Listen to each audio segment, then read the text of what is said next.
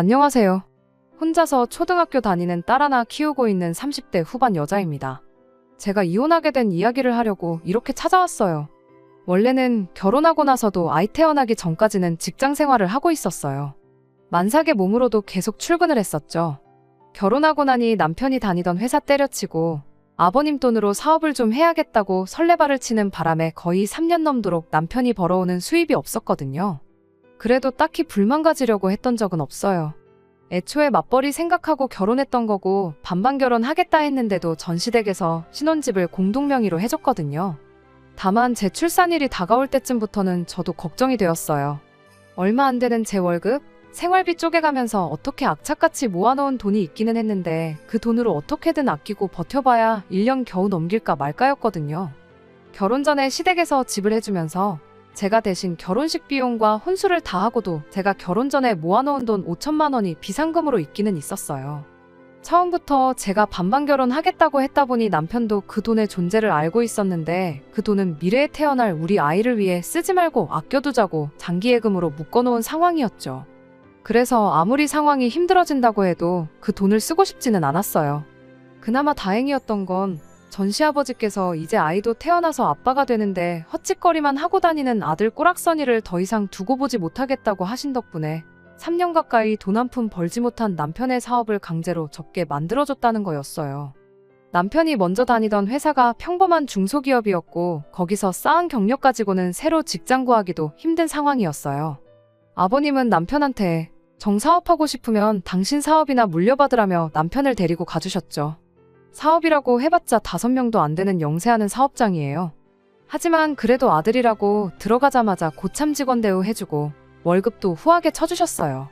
한 달에 350만 원 정도 가져왔는데 저 혼자서 벌었을 당시가 한 달에 250이 고작이었으니 오히려 아이 태어나고는 제가 상황이 많이 편해졌어요.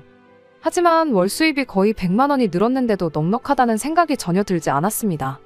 가능하다면 저는 맞벌이를 계속 하고 싶었어요. 하지만 친정은 너무 멀리 떨어져 살고 있고 시어머니는 아이 봐주기 싫다고 하셨어요. 저한테는 직접 키워야 하는 거라고 뭐라 하셨죠. 틀린 말도 아니었고 이미 남편이 아버님한테 큰 신세를 지고 있던 상황이었다 보니 아쉽지만 제 경력을 포기하고 저는 전업주부의 삶을 시작했어요. 아버님이 신경을 많이 써주신 덕분에 지출도 거의 없었습니다.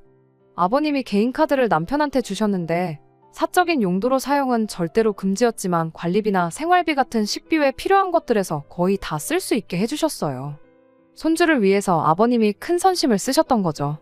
아무튼 그 덕에 지출이 거의 없다 보니 돈이 생각보다 훨씬 금방 모였습니다. 아이 키우면서 7년 동안 남편이 벌어오는 돈으로 거의 1억 2천 가까이 모았거든요.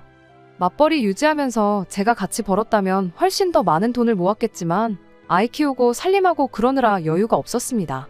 딸아이가 어린이집 갈 나이가 돼서 복직도 생각해보긴 했는데 경력 단절이 오래돼서 그런가 취직 자리 구하는 게 여간 힘든 게 아니었어요. 아무튼 남편이 자기 월급으로 벌어오는 돈이 어느 정도 모이기 시작하니 욕심이 나기 시작했나 봐요. 자기가 벌어온 돈으로 모은 게 결혼 전에 제가 모아놓았던 돈 5천만 원보다 액수가 많아지기 시작하니 경제권 이야기를 꺼내더군요. 원래 제가 외벌이할 때야 외벌이였으니 돈 관리를 제가 했었고 아이 태어나고 남편이 아버님 사업장에 나가기 시작하면서부터는 또 제가 전업주부가 되었으니 돈 관리를 도맡아 하고 있었거든요. 그런데 남편이 제 돈 5천은 제가 알아서 관리하라고 하더니 자기가 벌어온 돈 관리는 자기가 직접 하고 싶다고 말을 해왔어요. 남편이 원래부터 사업 욕심이 있던 사람이다 보니 솔직히 내키지 않았습니다. 괜히 돈이 어느 정도 모이면 또 잘 다니고 있는 아버님 회사 그만두고 자기 사업 차리겠다고 설레발을 칠까 봐서 말이죠. 남편은 어차피 이제 아버지가 은퇴하시면 그 사업이 내 사업이 될 텐데 이제 와서 내가 무슨 사업을 하겠냐고 그럴 일 없다고 딱 잡아댔어요. 그래서 사업은 절대 안 하는 걸로 약속하고 통장도 제가 보여달라고 할 때마다 잔액을 확인시켜주기로 하고 그렇게 경제권을 남편한테 넘겼습니다. 아쉬운 게 없지는 않았어요. 원래는 남편이 저한테 용돈을 받았었는데 남편이 직접 관리하게 되니 자기 용돈부터 늘리더라고요. 그렇다 보니 돈 모이는 속도가 눈에 띄게 줄어들었죠. 제가 집에서 가사와 육아를 도맡아 하고 있긴 했지만 남편이 버는 돈이니 그걸 가지고 너무 뭐라고 하지는 않기로 했습니다. 또 제가 돈 관리할 적에는 워낙에 아끼고 아껴 쓰기도 했었으니 말이죠. 그래도 남편의 지출 내역은 어느 정도 알고 싶었습니다. 통장 내역을 확인시켜달라 했더니 용돈으로 쓰는 돈은 카드가 아니라 현금 인출분이 많았어요. 남편한테 이건 어디다 쓴 거냐고 물어봤지만 사업상 인맥 관리하느라 현금이 좀 필요하다며 대답을 얼버무렸죠. 대충 어디다 썼는지는 알 것 같아요. 아버님이 개인적인 용도 아니면 사용하지 말라고 카드를 주셨다고 했잖아요? 그런데도 사업주인 아버님 모르게 개인 돈으로, 그것도 현금으로 몇십만 원씩 쓰고 있는 걸 보면 뭐 용도가 뻔했죠. 대신 저도 더 캐묻지는 않았어요. 모르는 게 약이라는 말도 있고 남편도 말하길 아버님이 보수적인 성격이라 사업을 더 키울 방법이 있는데도 불구하고 모르는 척 하고 계신다고. 그래서 자기가 지금부터라도 아버님 몰래 사업을 키워나갈 밑준비를 하는 거라고. 입에 침이 말라서 거품이 될 때까지 열심히 짓거리길래 한번 얼마나 잘하나 보자는 시기였어요. 아무튼 모아놓은 돈 까먹는 것도 아니고 어쨌든 적당히 만족할 만한 금액을 꾸준히 저축해주고 있는 모습을 보여줬었으니 그땐 저도 그 말을 믿었습니다. 그러던 중 제가 모아놓은 돈을 예금에만 묵혀두자니 문득 좀 아까운 거 아닌가 하는 생각이 들었어요. 그때가 막 코인이니 주식이니 엄청 열풍일 때였거든요. 저도 사실 결혼 전에 주식으로 조금 재미를 본 사람 중 한 명이에요. 그때는 뭘 알아서 한 게 아니고 친한 지인 중에 주식 열심히 하는 사람이 추천해주는 거 듣고 조금씩 투자해서 돈을 벌었던 적이 있었거든요. 나중에는 판이 커져서 결혼 전 30이 되기 전에 제 통장에 1억 원을 만들었던 적도 있었죠. 그래서 제가 반반 결혼하자고도 먼저 말했던 거고 안 하게 되었어도 결혼식 비용에 혼수까지 다 마련하고도 5천만 원이나 남겨놓았던 거예요. 결혼 후에도 사실 계속 주식 투자를 하고 싶은 마음이 어느 정도 있었는데 막상 결혼하니 남편은 남편대로 돈 한 푼도 못 벌어오지. 내 돈으로 주식한다고 하면 남편이 나를 어떻게 생각할까 걱정도 되지 해서 그냥 그때부터 주식은 잊고 살았습니다. 하지만 이젠 남편이 제 돈 5천은 제 맘대로 굴려도 된다고 했으니, 그리고 전업주부 하면서 시간도 어느 정도 비었기 때문에 이참에 주식을 제대로 한번 공부해볼까 싶었습니다. 무엇보다 경력이 끊겨서 취직 못하는 아쉬움에 대한 보상심리도 컸던 것 같아요. 7년에 1억 2천이면 꽤나 잘 모은 편이라고 생각하지만 날이 갈수록 서울 집값이 상승하는데 적어도 우리 부부 노후자금 빼고도 우리 딸 결혼할 때 뭐라도 하나 해줄 돈은 있어야 하지 않겠나 싶더라고요. 아이 학교 보내고 집안일 다 끝내놓고 나면 시간이 꽤나 남는 편이라서 제 나름대로 관련 인터넷 강의도 찾아보고 책도 사고 열심히 머리 싸매고 공부를 했죠. 그렇게 한두 달 정도는 모의 투자도 해보면서 감을 되찾기 시작했고 저한테 운뿐만 아니라 실력도 따라준다는 확신이 생기는 그날의 5천만 원 전부를 가지고 주식을 시작했습니다. 당시 남편한테도 제가 주식을 시작할 거라는 말도 했었어요. 제가 관심 있어 하던 투자 종목 몇 개도 설명해줬죠. 혹시나 안 좋게 생각할까봐 미리 말한 것이기도 하지만 허락을 구하는 게 아니라 제 미래 계획을 설명해줬던 거죠. 어느 정도 자신도 있었고 남편도 이제 자기 돈을 따로 관리를 하고 있었으니 관심 있으면 내가 정한 종목에 같이 한번 투자를 해보겠냐고 물어봤습니다. 그때 남편은 콧방귀를 뀌며 아줌마가 주식은 무슨 주식이냐고 비웃었어요. 옆집 아줌마가 주식을 사면 그때는 돈을 빼야 한다는 말도 못 들어봤냐고, 개나 소나 주식해서 돈 번다니까 눈이 혹했나 본데 괜히 있는 돈 날리지 말고 은행에 고이 모셔두라는 소리를 하더라고요. 투자에 100% 확신이 있을 수는 없죠. 공격적인 투자보다 안전한 은행 예금이 좋다는 남편을 말릴 생각은 없었지만 말 한번 참 서운하게 한다 싶었습니다. 하지만 그런 남편의 생각과는 다르게 결과가 참 좋았습니다. 5천만 원으로 시작한 제 돈이 반년도 안 돼서 7천만 원으로 불어났거든요. 5천만 원으로 시작했으니 본전은 다시 예금에 묶어두고 이제 그 2천만 원만 굴려볼까 그런 생각을 하던 찰나에 또 몇 가지 종목을 보니까 확신이 생기는 게 있어서 반대로 그 2천만 원을 예금해놓고 원래 시작했던 원금 5천을 굴려야겠다는 생각이 들었어요. 반년 만에 2천만 원 만들어낸 자신감 때문에 그랬나 괜히 용기가 생기더라고요. 잃어봤자 절반이다. 2천만 원은 아예 벌었던 적도 없는 돈이라고 생각하자 다짐하고 나름 리스크 관리도 했습니다. 그런데 제 확신은 보기 좋게 빗나가고 말았죠. 찔끔찔끔 올라가던 주식이 다음날 아침에 아이 학교 보내고 집안일 마치고 나서 점심때쯤 확인해봤더니 한 번에 10%가 빠졌더라고요. 묶어둔 돈 2천만 원을 생각 안 하면 이미 손해를 본 거나 마찬가지니 저는 좀 더 버텨보기로 했어요. 처음 다짐했던 대로 제 자본금이 절반이 되는 순간 평생 주식은 쳐다도 보지 말고 살자는 생각으로 두고 보기로 했습니다. 그런데 문제는 제 주식이 회복을 하기는커녕 또 찔끔찔끔 빠지기 시작하더니 한 달 뒤에는 거기서 또 10%가 빠져버렸습니다.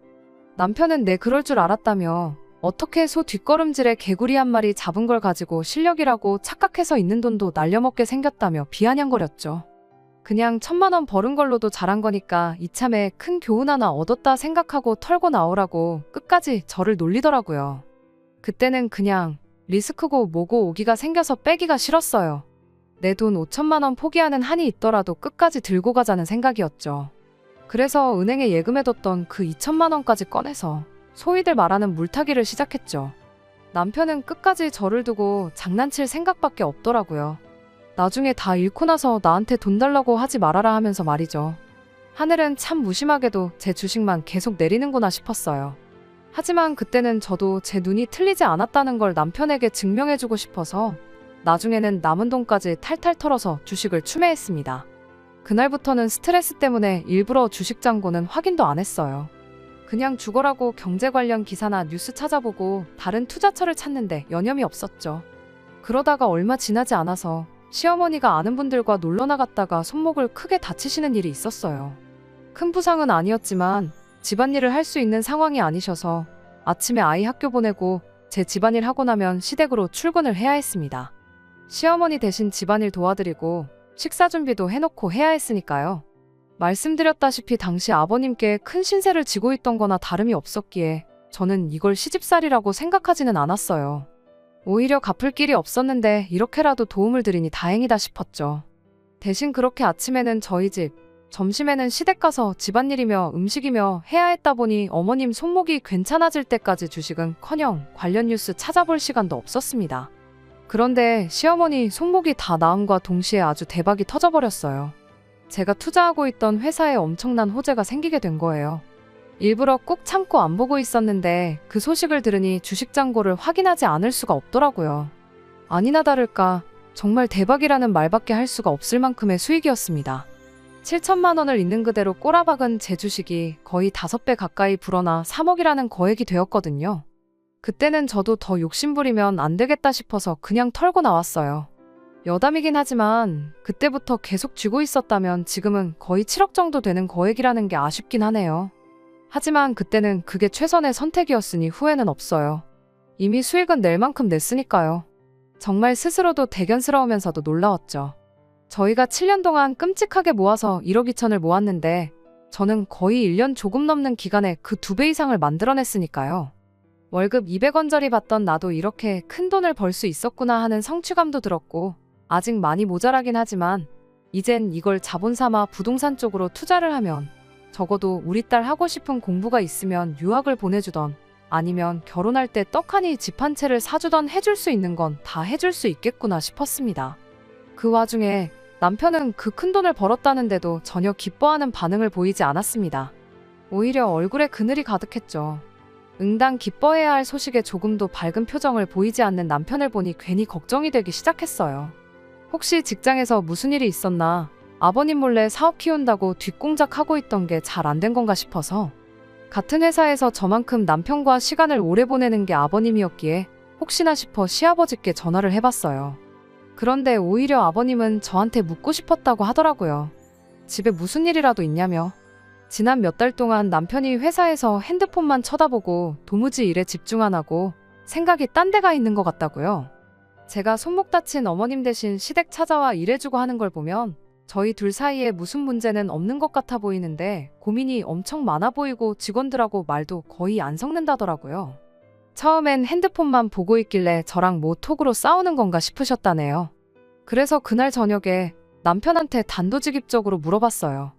요즘 무슨 근심이 있어 보이는 것 같은데 무슨 일이냐고. 내가 도와줄 수 있는 건 기꺼이 도와주겠다고요. 그제서야 남편이 조심스레 말을 꺼내더라고요. 제가 주식으로 돈 번 거 보니까 자기도 코인을 좀 했다고요. 지금 생각해보니 그 와중에도 자기 욕심에 코인 한 걸 가지고 저 때문에 시작했다고 하니 어이가 없네요. 아무튼 그때는 코인을 했다길래 저는 용돈벌이 삼아 조금 했는 줄 알았죠. 워낙에도 투자 리스크를 겁내던 사람이었으니 말이죠. 손실이 나도 푼돈나 불행이일 줄로만 생각했습니다. 그런 거 가지고 왜 그러냐고, 내가 3억이나 벌었지 않느냐고 그 정도 손실은 그냥 좋은 공부했다 생각하라고 했습니다. 그런데 문제는 그냥 교훈으로 삼기엔 그냥 넘어갈 만한 액수가 아니더라고요. 처음에는 푼돈으로 시작한 게 맞답니다. 그런데 정말 1시간 사이에 100만 원 가지고 120만 원을 만들었다고 하더라고요. 그때부터 조금씩 투자금을 늘렸는데 사면 사는 대로 돈이 마구마구 불어났답니다. 그러고 나니 욕심이 생겨서 자기 돈 1억 2천을 전부 때려 넣었는데 몇 달 사이에 그 돈을 싹 다 날려버렸다네요. 요즘도 말이 많은 스캠 코인에 당했다는 거예요. 1억 2천만 날렸으면 참 다행이게요. 아버님 몰래 사업 확장하겠다고 알게 된 인맥들한테 돈을 빌려서 2억으로 그 돈을 메꾸겠다고 코인 데이 트레이딩을 시작했다는 거예요. 오르는 종목이 있으면 사서 조금만 먹고 빼고 하는 식으로 돈을 불릴 생각이었다네요. 시작했을 때 돈을 그렇게 벌었으니 하루에 1%만 벌어도 2달이면 손실을 다 메꾸겠다 싶었답니다. 그래서 그동안 회사에서 핸드폰만 죽어라고 쳐다보고 있었던 거죠. 그런데 그렇게 하루에 1%씩 돈을 벌 방법이 있으면 세상에 돈 없는 사람이 어디 있겠어요. 결국 지금 그 돈마저 반타작이 나서 1억 조금 안 되게 남아있다는 거예요. 저희 돈 1억 2천 날린 건 둘째치고 거기에 빚까지 1억 손실이 생겼으니 남편 입장에선 하루하루가 소위 똥줄 타는 상황이었던 거죠. 제가 도와준다고 했으니 이실 찍고 하는 거라면서 지금이라도 1억 남아있는 거 뺄 테니 저보고 1억을 메꿔달라고 뻔뻔하게 부탁을 해오더군요. 그 말을 듣는데 정말이지 하늘이 무너지는 느낌이라는 말을 이때 쓰는 거구나 싶더라고요. 제가 3억을 벌면 뭐해요. 날린 돈 1억 2천에 갚을 돈 1억까지 하면 제 본전 5천만 원을 제하면 얼마 되지도 않았고 돈도 돈이겠지만 1억 2천 날린 상황에 남한테 돈까지 빌려다가 코인을 하는 사람이 제정신인가 싶더라고요. 당신 지금 제정신이냐고 제가 소리를 질렀더니 왜 도와준다고 해놓고 화를 내냐며 오히려 저한테 화를 내더군요. 이럴 때일수록 부부가 힘을 합쳐야지 않겠냐며 제가 그 돈을 대신 갚아줘야 하는 이유를 설명하길래 정신 차리라고 남편 뺨 한 대 올려붙이고 저는 아이방 가서 같이 잤어요. 그날부터 남편은 저한테 더 이상 남편이 아니었습니다. 솔직히 사람 취급도 해주기 싫었어요. 그리고 그때 이혼을 해야 하나 말아야 하나 그런 고민을 하기 시작했죠. 아이가 괜히 엄마 아빠 싸우는 모습 보고 불안해할까봐 딱 필요한 만큼의 대화만 하고 남편을 상대도 해주지 않고 지냈습니다. 그랬더니 며칠 뒤에 퇴근한 남편이 집에 시어머니를 모시고 왔더라고요. 그런데 시어머니가 우리 딸아이가 보고 있건 말건 그런 건 상관도 안 하고 제 뺨부터 한 대 올려붙이시대요. 그동안 남편 덕분에 집에서 애나 키우면서 편하게 먹고 산 건 생각 안 하고 남편이 돈 얼마 잃었다고 마누라가 돼서 뺨부터 올려붙이는 게 맞는 거냐면서요. 남편이 뭐 혼자 잘 먹고 잘 살겠다고 그 돈을 투자했겠냐고. 다 이게 제가 남편한테 돈돈거리면서 딸아이 집 한 채 해줘야 한다 부담 줘서 그렇게 된 거 아니냐고. 이제는 시어머니까지 이 문제를 제 탓으로 몰고 갔습니다. 시아버지 이야기까지 꺼내면서요. 아버님 사업이 뭐 시작했을 때부터 잘 된 줄 아냐고. 다 사람 삶에 우여곡절이 있는 거고 그걸 부부가 같이 견뎌냈으니까 지금 이렇게 잘 살고 있는 거라고 하면서 인생에 큰 교훈 얻었다고 생각하고 날려먹은 남편 돈 1억 2천은 그냥 없던 돈인 셈 칠하시더군요. 그리고 저도 주식 같은 거 이제 그만하랍니다. 돈 몇 푼 가지고 그렇게 유세를 떠니까 남편한테 큰 소리 치는 거 아니냐고. 유세 부리려고 돈 버는 거면 그딴 돈 필요 없으니까 괜히 남편 기죽게 만들어서 될 일도 안 되게 만들지 말고 여태껏 한 대로 남편을 떠받들고 살라더군요. 불과 얼마 전까지 손목 때문에 고생하는 시어머니 도와드린다고 제가 시댁에 들락날락 했을 때만 해도 너 같은 며느리 세상에 또 없다며 저한테 고맙다고 하시던 분이 맞나 싶더라고요. 그런데 듣다 보니 뭔가 이상하더라고요. 처음 싸움의 발단이 남편이 코인을 해서 1억 2천을 날린 것도 문제지만 사실 더 큰 문제는 그걸 2억이라는 거액의 빚까지 져가며 했다는 데 있었거든요. 그런데 자꾸 그 빚 이야기는 빼놓고 1억 2천 없던 돈인 셈 치라고만 말을 하시길래 제가 어머님한테 한마디 물어봤어요. 남편이 저 몰래 2억 빚까지 만들어서 거기서 1억 날린 것도 갚아달라는데 그건 알고 계시냐고요. 시어머니는 제 말을 듣더니 흠칫하고 놀라더라고요. 반응을 보아하니 남편이 자기 유리하게 저한테 뺨 맞은 이야기만 했던 것 같고 정작 중요한 사실은 말을 안 했던 거죠. 하지만 당황한 것도 잠시 시어머니는 돈보다는 사람이 우선이라며 어차피 앞으로 남편이 아버님 사업 물려받게 되면 돈도 지금보다 더 많이 벌어올 거 모르냐고 저한테 다시 큰 소리를 치더군요. 그때 이제 제가 무슨 소리를 한들 이 집에 내 편은 없구나 싶었어요. 제가 시어머니 다쳤을 때 잘한 것도 어떻게 보면 남편 덕에 제가 편하게 먹고 사는 거니 그 정도는 당연히 해야 하는 거라 생각하셨던 거고 고맙다는 말도 제가 남편 기 살려줄 때나 인사치레로 해주는 거였구나 싶더라고요. 그래서 저도 그동안 고민만 하고 있던 말을 입 밖에 꺼내줬어요. 남편이 기 안 죽고 당당하게 살아갈 수 있도록 제가 이혼해주겠다고요. 시어머니는 제 이혼 이야기를 듣고도 아주 이젠 할 게 없어서 이혼 가지고 시험이 협박질을 하냐며 이혼할 테면 하라고 큰 소리를 치시더라고요. 이혼하지 말라고 허락 안 해줘도 할 생각이었다고, 남편 앞으로 생긴 빚 1억은 어떻게 한번 잘 갚아보시라 말하고 했더니 그제서야 시어머니도 남편도 제가 진심이라는 걸 알게 된 건지 갑자기 조용해지더라고요. 그러지 말고 온 가족이 머리를 맞대고 좋은 방법을 찾아보자면서요. 뭐 별거 있나요? 주식으로 돈 편하게 벌었으니 그 돈으로 갚아줘라, 그딴 소리나 하겠거니 싶어서 차키만 뺏어서 친정으로 향했습니다. 애 학교는 보내야 하니까 차는 가져가겠다 하니 아무 말도 못하더라고요. 제가 기어이 아이 데리고 친정으로 향하고 나니 그때부터 시어머니한테 전화기에 불이 날 정도로 연락이 왔어요. 그제서야 시어머니도 현실을 깨달으신 것 같더라고요. 하지만 저는 아랑곳하지 않고 선언한 대로 이혼 서류 작성해서 집으로 보내고 착실히 이혼 준비를 시작했지요. 나중에 가서는 시어머니가 양육권 가지고 앞으로 애는 볼 생각 말라고 생트집까지 잡았는데 막상 이혼이 확실시되니까 남편도 현실을 깨달은 건지 아무 말 없이 양육권을 저에게 넘겼네요. 제일 걱정했던 게 아무래도 재산 분할이었어요. 이혼은 이혼대로 하는데 제 돈은 돈대로 줘야 할까 봐서요. 그 돈이면 남편 빚은 갚을 수 있었을 테니 말이에요. 그런데 혼인기간도 길었고 또 제가 외벌이로 신혼 초기에 돈을 벌어왔던 점, 그리고 가사와 육아를 저 혼자 도맡아 했던 거에 더불어 그간 모아놓은 돈을 남편이 전부 날려먹은 것까지 전부 기여도가 참작이 되어서 시아버지가 사준 집이었지만 집 또한 재산분할 대상에 포함되는 바람에 제 걱정과는 다르게 저한테는 되려 이득이었어요. 얼마 전에 시아버지한테 연락이 왔었습니다. 남편 빚은 집 팔아 갚았고 당신이 땡전 한 푼 도와주지 않았다고요. 그리고 저렇게 정신머리 없는 놈한테 당신 사업을 물려줄 생각이 싹 사라졌다며 사업장에서 남편을 쫓아내셨다네요. 아버님 몰래 뒤에서 사업 확장해본다고 이 사람 저 사람 만나고 다니며 접대하러 다닌 것도 아버님 딴에는 건방지고 기분 나빠서 절대 남편을 다시 쓰지 않을 계획이라는 말까지 해주셨어요. 그래도 집 팔아 빚 갚고 남은 돈은 도로 가져가지 않으셨답니다. 그래도 하나뿐인 자식이니 이해는 갔어요. 사업 욕심이 있는 녀석이니 이번 일로 정신 차렸거든 뭐라도 하지 않겠냐는 기대를 하시네요. 저야 뭐 이혼까지 한마당에 거기서 싫은 소리 하고 싶지도 않았고 그냥 잘 됐으면 좋겠네요 하고 대답해줬습니다. 통화 말미에는 아버님이 저한테 미안하다고 사과까지 해주셨어요. 자식 교육 제대로 못한 것도 미안하고 저같이 좋은 며느리를 어디서 또 얻겠냐며 그것도 아쉽다고 하시더라고요. 생각해보면 아버님한테는 신세를 많이 졌었죠. 시댁 식구 중에 유일한 정상인이기도 한 것 같네요. 그렇다고 제 이혼을 후회하지는 않아요. 제가 아버님 아들하고 결혼한 거지 아버님하고 한 건 아니니까요. 친정에서는 맘고생 많았다며 그냥 친정에서 아이랑 같이 5식구가 같이 살자고 하시는데 저도 이제 제 스스로 제 인생 책임질 수 있는 자신이 있어서 괜찮다고 했습니다.